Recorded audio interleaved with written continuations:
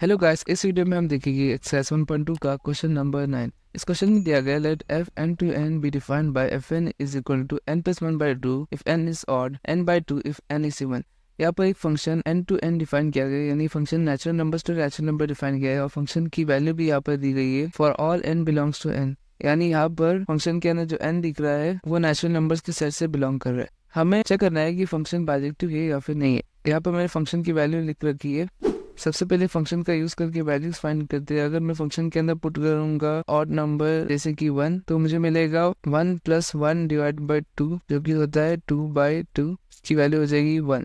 अगर मैं फंक्शन के अंदर पुट करता हूँ इवन नंबर जैसे कि 2, तो मुझे मिलेगा 2 बाई 2। यहाँ पर मैं सेकेंड कंडीशन फॉलो कर रहा हूँ इवन नंबर्स वाली, तो मुझे वैल्यू फिर से 1 ही मिलने वाली है। इसी तरीके से मैं और भी पेयर्स फाइंड आउट करके इस डायग्राम के अंदर पुट कर सकता हूँ। यहाँ पर मुझे 1 और 2 की सेम वैल्यू 1 मिल रही है फंक्शन में पुट करने पे, और 3 और 4 की सेम वैल्यू 2 मिल रही है। इसी तरीके से 5, 6 की वैल्यू मुझे मिलेगी 3। इसी तरह कंटिन्यू होते जाएगा। सबसे पहले हम लोग चेक करेंगे स्टेटमेंट से कि फंक्शन 1 1 और ऑन टू है या फिर नहीं है। यहाँ पे हमें क्लियरली दिख रहा है कि for every unique domain range is not unique, hence this function is not 1 1। यहाँ पर unique domain unique range form नहीं कर रहा है, क्योंकि यहाँ पर दो एलिमेंट सेम ही इमेज फॉर्म कर रहे हैं, इसलिए फंक्शन 1 1 नहीं हो सकता। ये फंक्शन ऑन टू है क्योंकि यहाँ पर रेंज और कोड डोमेन की वैल्यू सेम है। यहाँ पर कोड डोमेन में आ जाएगा सेट ऑफ नेचुरल नंबर्स, यानी 1 से लेके इन्फिनिटी तक, और रेंज में भी हमें दिख रहा है कि यहाँ पर 1 2 से लेके इन्फिनिटी तक सारे नंबर्स प्रेजेंट हो गए। क्योंकि यहाँ पर रेंज और कोड डोमेन की वैल्यू सेम है, इसलिए फंक्शन हो जाएगा और 2। चलिए इसे जनरल कंडीशन से चेक करते हैं। सबसे पहले 1 1 को चेक करेंगे। यहाँ पर अगर हम लोग फंक्शन के अंदर वैल्यू पुट करेंगे 1 तो हमें मिलेगा 1। अगर हम लोग फंक्शन के अंदर वैल्यू पुट करेंगे 2 तो भी हमें मिलेगा 1। यहाँ पर f1 और f2 की वैल्यू सेम है, क्योंकि इन दोनों फंक्शन की वैल्यू हमें मिल रही है 1, लेकिन 1 और 2 की वैल्यू सेम नहीं है, इसलिए फंक्शन 1 1 नहीं हो सकता।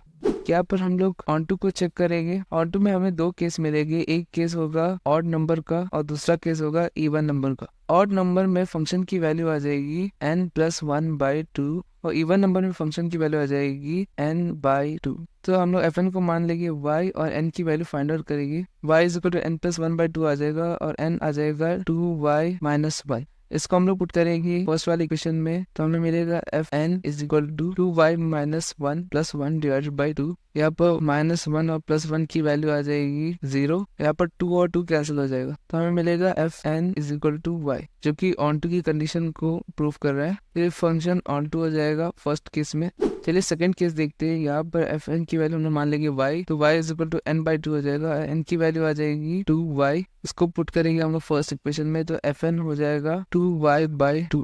यहाँ पर 2 और 2 कैंसिल हो जाएगा, fn की वैल्यू आ जाएगी y। तो सेकंड केस में भी ये फंक्शन ऑन टू हो जाएगा। तो हमने प्रूफ कर दिया कि फंक्शन 1 1 नहीं है लेकिन ऑन टू है।